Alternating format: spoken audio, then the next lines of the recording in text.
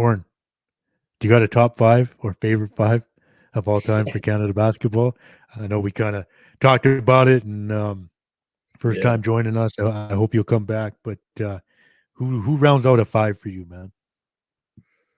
Yeah, I wouldn't say I really have a favorite five of Okay, Canada basketball, but I'll say some of my favorite Canadians um, to root for, especially these days, just in terms of some of their stories.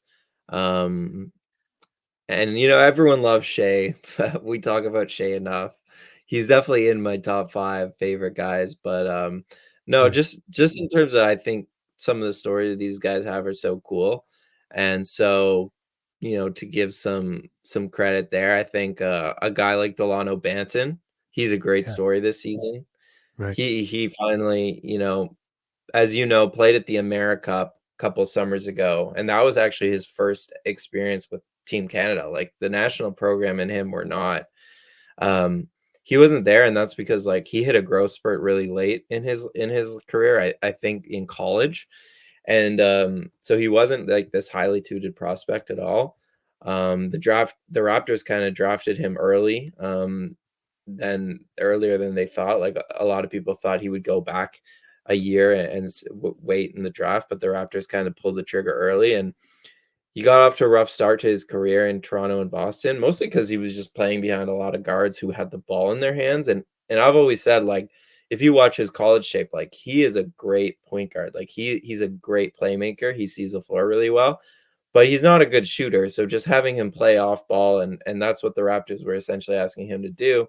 It wasn't working, and now that he got to Portland and he has the ball in his hands, he is blowing up, and, it's really nice to see because this was not someone who was expected to have necessarily a long career in the NBA, second-round pick, um, but I expect him to be a big part of the next core of the national team in that 2028 Olympic run, um, Right. yeah, and, just someone who really, like I said, was not a part of the national team, nobody knew about until he got to the NBA, and this season has really exploded onto the scene. It's been a fun story to watch. So that's one guy. Chris Boucher is another. I don't know if we'll ever see him play for the Canadian team, but I've really enjoyed covering Chris in Toronto.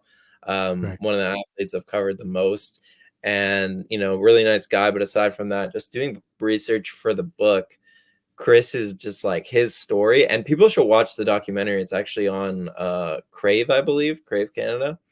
He Right. did a documentary recently with I forget the name of the company, but his story is like, again, I've been doing the research on all of these guys' stories and where they came from and everything. And Chris's is it's hard to find a more, against all odds story than Chris's and everything he went through growing up in Montreal.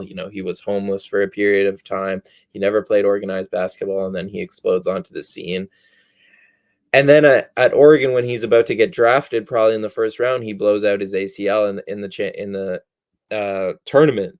So, and then he has to basically do it all over. So Chris's story, he's a really fun guy to root for because of that.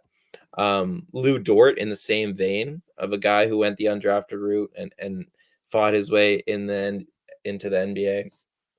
Nikhil Alexander Walker, um, again, kind of like Delano Banton, this has been his year where he's finally like taken a hold in the NBA, and I just love his story because he was always the scorer. He came into the NBA like a lot of kids thinking I'm going to be a primary option, I'm going to have the ball in my hands, I'm going to score. He didn't have those things, and he talked about how it was hard for him to make that adjustment.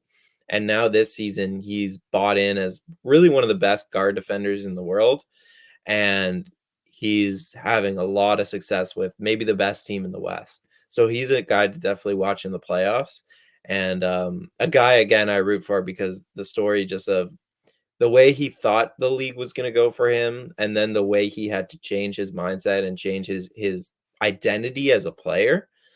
It's yeah, it's just one of those things that you really appreciate about athletes. So there's 4 guys, and I'll give Andrew Nicholson as my 5th because he's the first professional athlete I ever interviewed, Andrew Nicholson.